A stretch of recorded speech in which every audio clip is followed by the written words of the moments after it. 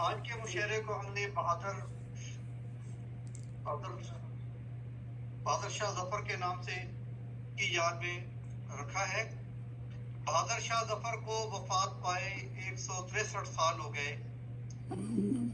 ہم ان کی یاد میں آج کا مشاعرہ رکھ رہے ہیں، ان کی یاد تازہ کرنے کے لیے۔ میں تلاوت کلام پاک اور قرآن مجید کے ترجمے کے لیے جناب تنویر پور صاحب سے گزارش کرتا ہوں کہ تشریف لائیں اور تلاوت اور ترجمہ فریضہ نبھائیں۔ وہ ہمیشہ کرتے ہیں اور ہمیں فیضیاب فرماتے ہیں۔ جناب تنویر پور صاحب، بہت بہت شکریہ مقبول شاکر بھائی، اور آپ سب کو سلام، دیوی بہن بھائی اور جتنے بھی ہیں، فریحہ باجوہ صاحبہ، قابل صاحب، السلام علیکم ورحمۃ اللہ وبرکاتہ۔ تو تلاوت سماعت فرمائیے۔ اعوذ باللہ السمیع العلیم من الشیطان الرجیم، بسم اللہ الرحمن الرحیم۔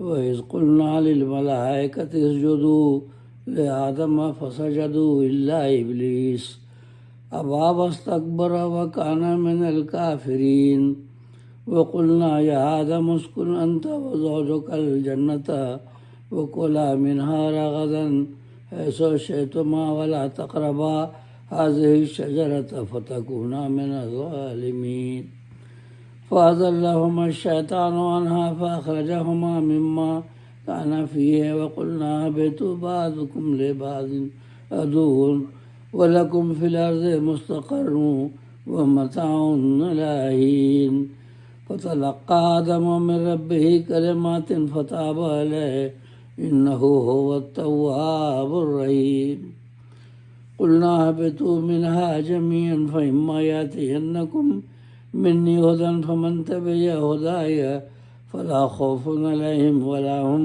يَحْزَنُونَ وَالَّذِينَ كَفَرُوا وَكَذَّبُوا بِآيَاتِنَا أُولَٰئِكَ أَصْحَابُ النَّارِ هُمْ فِيهَا خَالِدُونَ۔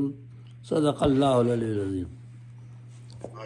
تو یہ آپ نے سورہ بقرہ کی آیات 33 تا 37 سماعت فرمائی۔ اس میں تخلیق آدم اور ابلیس کا سجدے سے انکار، شجر ممنوع، اس کے بارے میں تو اس کی تفہیم پیش کرتا ہوں۔ امان اللہ کی لیتا ہوں میں شیطان کے شر سے، جو دھتکارا ہوا ہے جو ہے باغی رب اکبر سے۔ وہ رب ہے سننے والا اور وہی ہے جاننے والا، وہی ہے حامل عظمت، وہی تو سب سے ہے اعلیٰ۔ اسی کے نام سے آغاز ہوتا ہے ہر ایک شے کا، جو بے حد رحم والا ہے، جو رحمانی میں ہے یکتا۔ بڑا ہی مہرباں ہے، وہ ہے سب پر لطف عام اس کا۔ اسے اللہ کہتے ہیں، سکون جہاں نام اس کا۔ اسے اللہ کہتے ہیں، سکون جہاں نام اس کا۔ اور یہ سورہ بقرہ آیت نمبر 34 تا 37۔ دیا اللہ نے جب حکم سجدے کا فرشتوں کو، دیا اللہ نے جب حکم سجدے کا فرشتوں کو، کہا سجدے میں تم سب سامنے آدم کے گر جاؤ۔ بجز ابلیس کے سجدے میں سبھی گر پڑے فوراً، نہ مانا حکم اس نے اور سرکش وہ بنا قصداً۔ نہ مانا حکم اس نے اور سرکش وہ بنا قصداً۔ ہوا مغرور جو شیطان و بے شک بن گیا کافر، تکبر کے نشے میں حکم رب کا وہ ہوا منکر۔ دیا پھر حکم رب نے یوں یہ فرمایا کہ اے آدم، رہو تم اور تمہاری اہلیہ جنت میں ہی باہم۔ یہاں آداب، یہاں جس چیز کی خواہش و اطمینان سے کھاؤ، مگر تم بھول کر بھی اس شجر کے پاس مت جاؤ۔ نہ مانو گے تو ہو جاؤ گے ان افراد میں شامل جو اپنا کر کے خود نقصان پچھتاتے ہیں لا حاصل، جو اپنے نفس پر کر بیٹھتے ہیں ظلم روتے ہیں، نہ روتے دوزخی ہیں وہ تو غافل ہو کے سوتے ہیں۔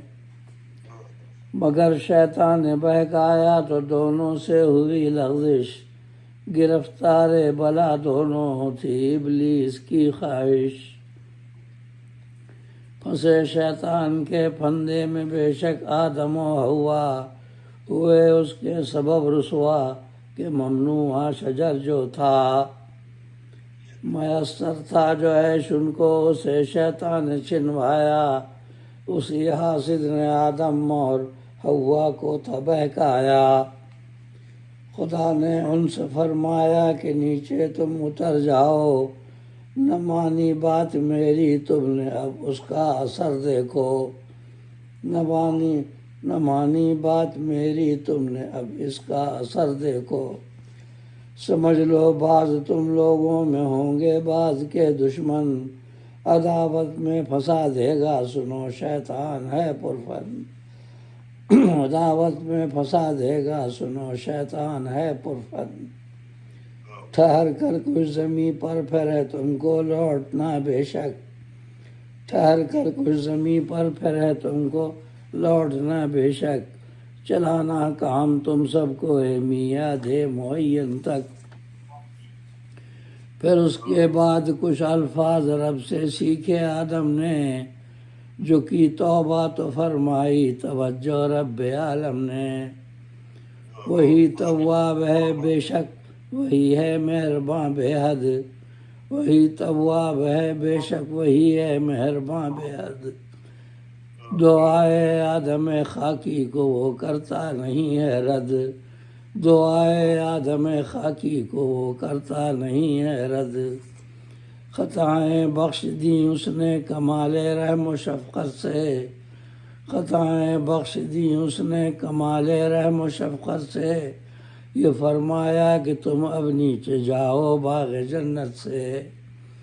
خطائیں بخش دیں اس نے کمال رحم و شفقت سے، یہ فرمایا کہ تم اب نیچے جاؤ باغ جنت سے۔ نکتہ یہ ہے کہ خطائیں بخشنے کے بعد اللہ تعالیٰ نے کہا کہ تم نے پھل کھا لیا، تم پہ راز کھل گیا تعارض و تناسل کا، اس لیے اب تم جاؤ۔ تو بطور سزا نہیں بھیجا دنیا میں، وہ پھل کھانے کا نتیجہ یہ تھا کہ ان کو آنا تھا زمین پر۔ اگر وہ پھل نہیں کھاتے تو مزید رہتے جنت میں، تو وہ شیطان نے بہکا کے ان کو جلدی نکلوا دیا۔ تو ان کو مطلب آنا تو تھا ہی دنیا میں، کیونکہ نسل آدم کی نسل تو چلنی تھی نا، وہاں تو اس بات سے بے خبر تھے وہ جنت میں۔ تو یہ جو لوگ ہمارے شعراء بھی کہہ دیتے ہیں کہ اللہ تعالیٰ نے پہلی خطا آدم کی نہیں بخشی اور فوری بدلہ لے لیا اور یہ کر لیا، ہمارے ساتھ یہ ظلم ہو گیا، ہائے ہائے ہوئے اور اللہ تعالیٰ پہ الزام لگاتے ہیں کہ بدزنی کی اس نے رحیم ہے مہربان ہے، پہلی خطا نہیں بخشی۔ سب بات غلط ہے قرآن کے لحاظ سے۔ تو قرآن میں تو اللہ تعالیٰ نے یہ فرمایا نا کہ وہ خطائیں بخشنے کے بعد اس نے کہا کہ یہ نتیجہ ہے اس کا، تم نے پھل کھا لیا، تمہارے کپڑے لباس اتر گیا، اب تم ایک دوسرے کے راز سے واقف ہو گئے جنس اور توالد اور تناسل سے، تو اب دنیا میں جاؤ اور دنیا میں جا کر کے وہاں دنیا گزارو، پھر بعد میں آنا تو تمہیں یہی ہے، لیکن شیطان سے ہوشیار رہنا۔ تو یہ کوئی اس کے اندر کوئی وہ نہیں ہے جو اللہ تعالیٰ سے بدزنی کرنا اور یہ الٹی سیدھی شاعری کرتے ہیں لوگ، اور یہی باتیں کہتے ہیں اچھے اچھے لوگ کہتے ہیں۔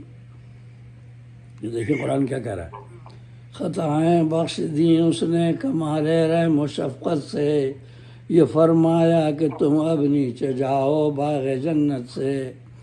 اگر میری طرف سے تم سبوں کو کچھ ہدایت ہو، عمل اس پر کرے گا جو نہیں کچھ خوف و غم اس کو۔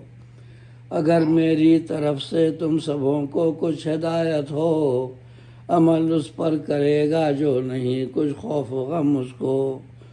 سنو تکذیب لیکن جو کریں گے رب کے فرما کی، سنو تکذیب لیکن جو کریں گے رب کے فرما کی، کریں گے کفر اور باتوں میں آ جائیں گے شیطان کی۔ سمجھ رکھو کہ دوزخ میں انہی لوگوں کو جانا ہے، سمجھ رکھو کہ دوزخ میں انہی لوگوں کو جانا ہے، رہیں گے وہ سدا وہاں پر وہی ان کا ٹھکانہ ہے، رہیں گے وہ سدا وہاں پر وہی ان کا ٹھکانہ ہے۔ صدق اللہ العلی العظیم۔ قرآن پاک میں یہ بات کئی بار فرمائی گئی ہے، سورہ بقرہ میں، سورہ طٰہٰ میں، سورہ اعراف میں یہ واقعہ کئی دفعہ دہرایا گیا، اور ہر جگہ ہے کہ اللہ تعالیٰ نے انہیں توبہ کی دعا خود فتلقی آدم و ربہ، اللہ تعالیٰ نے انہیں دعا سکھائی، جو انہوں نے کہا ربنا ظلمنا انفسنا وان لم تغفر لنا وترحمنا لنکونن من الخاسرین، سورہ اعراف۔ تو اللہ تعالیٰ نے ان کی خطا بخش دی، انہوں نے کہا کہ تم نے یہ پھل کھا لیا، راز ظاہر ہو گیا، اس لیے اب تمہیں جانا، ورنہ تم اور رہتے جنت میں، شیطان نے تمہیں جلدی نکلوا دی یہاں سے، اب جاؤ، میری ہدایت میں آئے گی کہ جو عمل کرو گے اس پر تو پھر جنت میں واپس آؤ گے، اور جو تمہاری اولاد جو گڑبڑ کرے گی، جو نہیں مانے گی، تو اس کے لیے دوزخ ہے۔ اس میں کوئی زیادتی نہیں ہے، اس میں کوئی یہ کہنا کہ اللہ تعالیٰ پر نعوذ باللہ بھروسہ نہیں کرنا، اور یہ کہنا کہ ہمیں پہلے ہی نکال دیا، وہ کر دیا، اور اگر آدم پھل نہیں کھاتے تو ہم وہاں عیش کر رہے ہوتے۔ ارے ہم کہاں چاہتے وہاں، آدم اور حوا جب تک وہاں رہتے ان کا راستہ کھلا ہی نہیں تھا، تو اولاد تھوڑی ہوتی ان کو، کون سی اولاد جنت میں ہوئی ان کی، جب وہ زمین پہ ہے جب اولاد بھی نا ان کو، حابیل قابیل سارے تو زمین پہ آنے کے بعد ہی میں ہے نا۔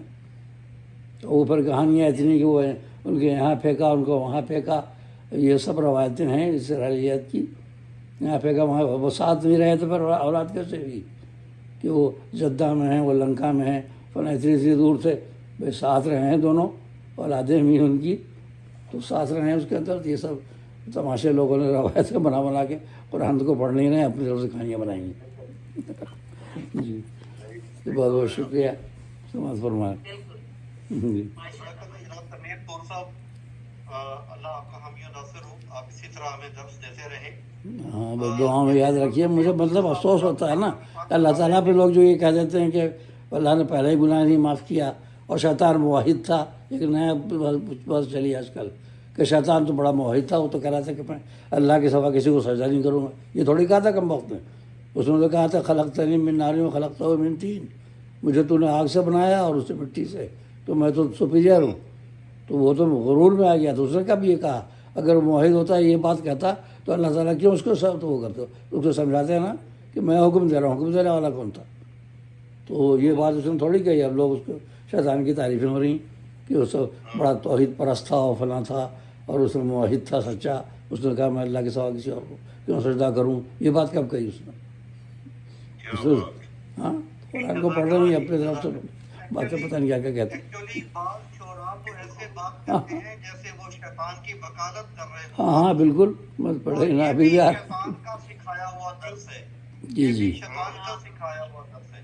ہاں، تو شیطان کی وکالت کرنے کا بڑا اچھا تھا، اور صاحب وہ تو یہ ضرور ہے کہ شیطان مشرک نہیں ہے، کافر ہے، قرآن نے مشرک نہیں کہا ہے اس کو، کافر کہا، لیکن وہ دوسروں کو مشرک بنا دیتا ہے بہکا کر کے، یہ سارے شرک کیوں ہو رہا ہے، بہکاتا تو وہی ہے، لیکن وہ مشرک نہیں ہو سکتا، اس لیے وہ تو جانتا ہے اللہ تعالیٰ کو اچھی طرح جانتا ہے، وہ اپنی ضد میں وہ کر رہا ہے نا تکبر میں آ کے، تکبر عزازی اللہ خار کر بزندان لعنت گرفتار کر، تو وہ تو اپنی اس میں کر رہا ہے نا، اپنی ضد اور اکڑ میں، ورنہ وہ تو جانتا ہے اللہ تعالیٰ کو، وہ کیسے شرک کرے گا، وہ کسی اور کو تھوڑی معبود سمجھے گا، وہ سمجھتا ہے لیکن وہ اپنے اکڑ میں ہے بس وہ، لیکن لوگ اس کو وکالت کر رہے ہیں شیطان کی تعریف، تکبر میں آ گیا، تو لوگ جو ہیں اب وہ شیطان کی تعریف کرنے لگے ہیں کہ صحیح موحد تو وہی تھا، صاحب وہ تو بڑا توحید کا وہ تھا، یہ بات اس نے کہی نہیں، اور دوسری بات یہ کہ اللہ تعالیٰ پر وہ کرتے ہیں،